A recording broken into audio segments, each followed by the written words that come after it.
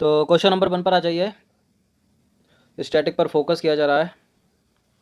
कुछ प्रश्नों की पुनरावृत्ति बार बार होती है टेस्ट में क्योंकि इंपॉर्टेंट होते हैं वो। बताइए ड्राई आइस क्या है इनमें से?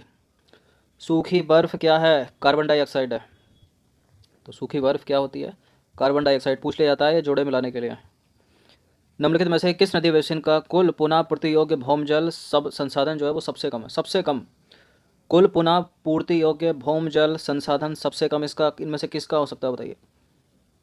चंबल और उसकी सहायक नदियों का तो ठीक ठाक है, गंगा का तो अच्छा है, तापी का कुछ कम है लेकिन इतना कम नहीं कि जितना स्वर्ण रेखा का इन सब में सबसे कम है। तो भारत में स्वर्ण रेखा नदी बेसिन का कुल पुनः पूर्ति योग्य जल संसाधन लगभग 1.82 घन किलोमीटर है, जो सभी नदी बेसिनों में सबसे कम है। गंगा नदी बेसिन का पुनः पूर्ति योग्य भौम जल संसाधन सर्वाधिक है, 170 घन किलोमीटर। और देश में कुल पुनः पूर्ति योग्य भौम जल संसाधन लगभग कितना है? 432 घन किलोमीटर है। अन्य नदी बेसिन जैसे कि तापी का देखें तो 8.27 घन किलोमीटर है। चंबल तथा इसकी सहायक नदियों का 7.19 घन किलोमीटर है पुनः पूर्ति योग्य जल संसाधन। यानी चंबल और उसकी सहायक नदियों का तो तापी से भी कम है। ठीक है, तो इनमें चंबल और उसकी सहायक नदियों का सबसे कम है ना कि तापी। क्वेश्चन नंबर 8 पर आ जाइए। किस क्षेत्र में धरातलीय और भौमजल का उपयोग सर्वाधिक होता है इनमें? मतलब ग्राउंड वाटर, ठीक है, और जो सरफेस वाटर होता है उसका एग्रीकल्चर सेक्टर में होता है, कृषि क्षेत्र में। तो भारत में धरातलीय और भौमजल का सबसे अधिक उपयोग जो है एग्रीकल्चर सेक्टर में होता है। इसमें धरातलीय का जल का 89% और भौमजल का 92% जल उपयोग किया जाता है। औद्योगिक क्षेत्र में देखें तो सतह जल 2% है और भौमजल है 5%। घरेलू सेक्टर में देखें तो धरातलीय 9% है और भौमजल है 3%। हालांकि भविष्य में जो है विकास के साथ साथ देश में औद्योगिक और घरेलू सेक्टरों में जल का उपयोग बढ़ने की संभावना क्या बढ़ ही रहा है। क्वेश्चन नंबर 4 पर आ जाइए। निम्नलिखित में से कौन सा ऐसे अधिनियम जल प्रदूषण से संबंधित है? कौन सा अधिनियम जल प्रदूषण से संबंधित है इनमें? जल अधिनियम 1974, पर्यावरण सुरक्षा अधिनियम 1986, जल उपकर अधिनियम 1970। सारे के सारे हैं या उनमें से कोई ऊपर है? सारे के सारे हैं।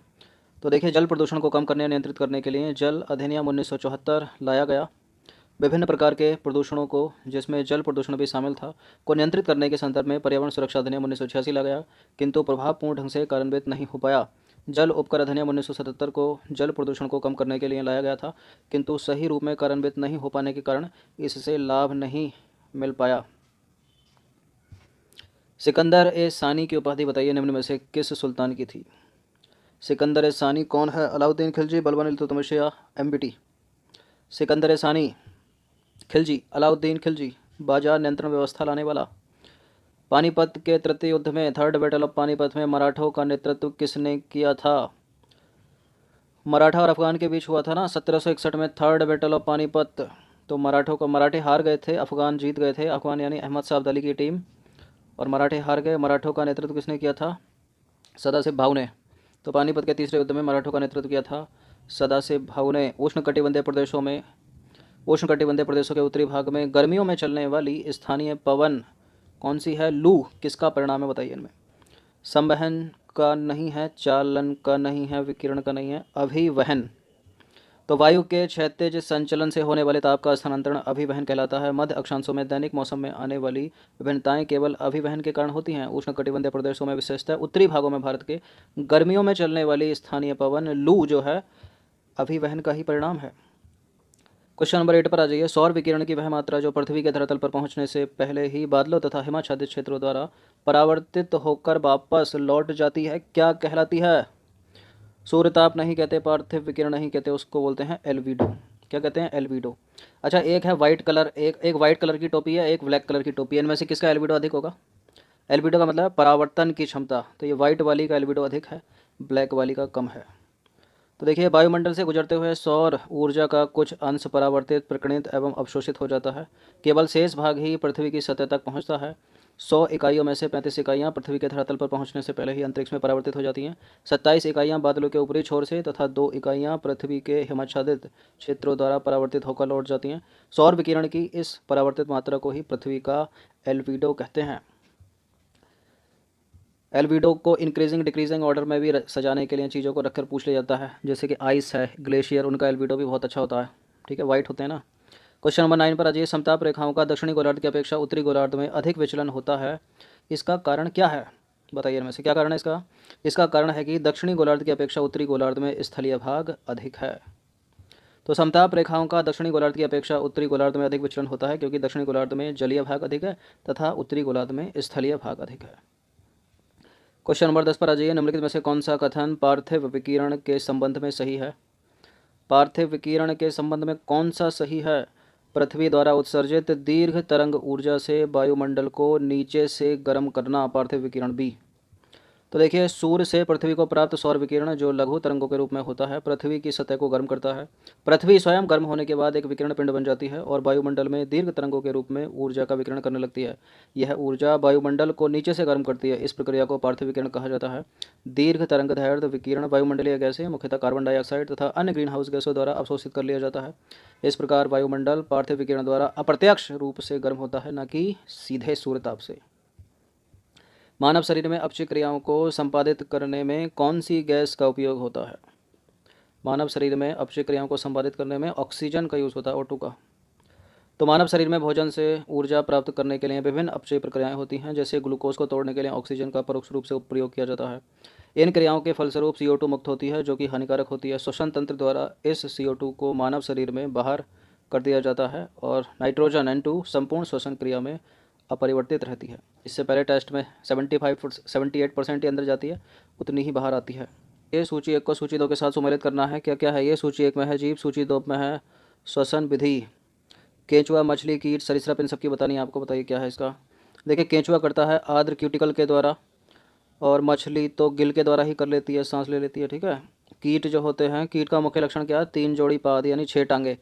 अगर मकड़ी पूछा जाए तो मकड़ी कीट में आएगी। मकड़ी एक आर्थ्रोपोड है क्योंकि उसमें 8 टांगे होती हैं। कीट का सामान्य लक्षण यही है, 3 जोड़ी पैर होते हैं यानी 6 टांगे होती हैं। तो कीट जो है श्वसन नलिकाओं के द्वारा श्वसन करता है, बाकी सरीसृप फेफड़ों के द्वारा करते हैं, जैसे कि मनुष्य हो गया, स्तनधारी हो गया। बी है इसका उत्तर फिलहाल।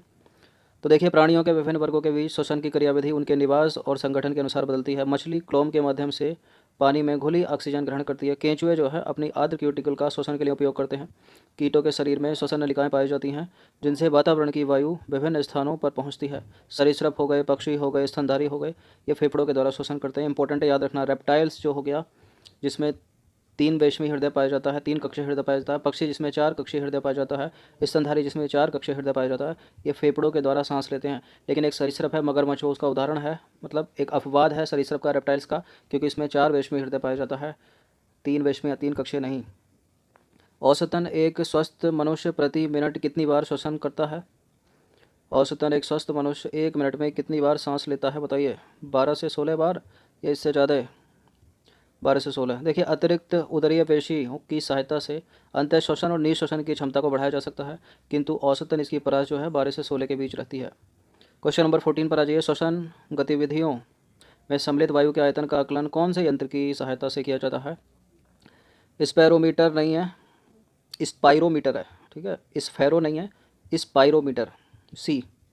तो यह कार्य जो है स्पाइरोमीटर की सहायता से किया जाता है, जो फुफ्फुसी कार्यकलापों का नैदानिक मूल्यांकन करने में सहायक होता है।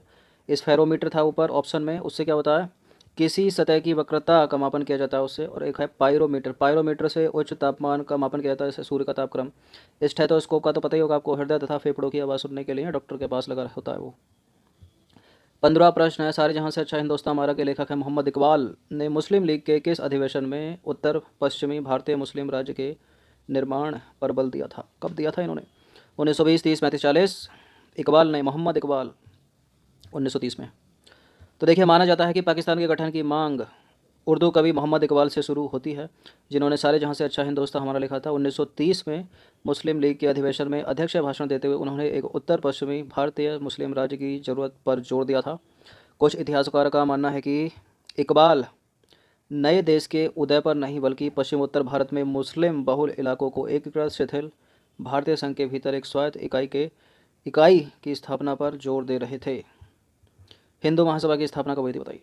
सीधा सीधा प्रश्न है, पूछा जा सकता है। हिंदू महासभा की स्थापना हुई थी 1915 में, और इसने जो है साइमन कमीशन का विरोध किया था। क्वेश्चन नंबर, इसकी एक्सप्लेनेशन देख लीजिए। हिंदू महासभा की स्थापना 1915 में हुई, और यह एक हिंदू पार्टी थी जो कमोबेश उत्तर भारत तक सीमित रही केवल। और यह पार्टी उस समय हिंदुओं के मध्य जाति तथा संप्रदाय के फ़र्कों को ख़त्म कर हिंदू समाज में एकता पैदा करने की कोशिश कर रही थी। मुस्लिम लीग द्वारा एक प्रस्ताव पास करके पृथक मुस्लिम राष्ट्र की मांग कब की गई? कब की थी इन्होंने? 1940 में। तो देखिए 1940 में एक प्रस्ताव पास करके जो है प्रस्ताव पास कर मुस्लिम लीग ने एक पृथक मुस्लिम राष्ट्र की मांग की, जिसमें कहा गया था कि भौगोलिक दृष्टि से सटी हुई इकाइयों को क्षेत्रों के रूप में चिन्हित किया जाए, जिन्हें बनाने में ज़रूरत के हिसाब से इलाकों का फिर से एक समायोजन किया जाए, कि हिंदुस्तान के उत्तर पश्चिम और पूर्वी क्षेत्रों को इकट्ठा करके, ठीक है, स्वतंत्र राज्य बना दिया जाए, जिनमें शामिल इकाइयाँ स्वाधीन तथा स्वायत्त होंगी। ठीक है, जिन हिस्सों में, कौन से क्षेत्र को, हिंदुस्तान के उत्तर पश्चिम और पूर्वी क्षेत्र, जिन हिस्सों में मुस्लिमों की संख्या अधिक है। कैबिनेट मिशन भारत कब आया था, आसान सा प्रश्न। 1942 में तो भारत छोड़ो आंदोलन है, 1946 का कैबिनेट मिशन। तो कैबिनेट मिशन योजना है मार्च 1946 की। मुस्लिम लीग ने प्रत्यक्ष कार्यवाही दिवस कब मनाया था, ये भी प्रश्न पूछ लेते हैं अलग से कि प्रत्यक्ष कार्यवाही दिवस मनाया किसने था। कांग्रेस ने मनाया था, हिंदू महासभा ने बनाया था, मुस्लिम लीग ने बनाया था, उसका उत्तर है।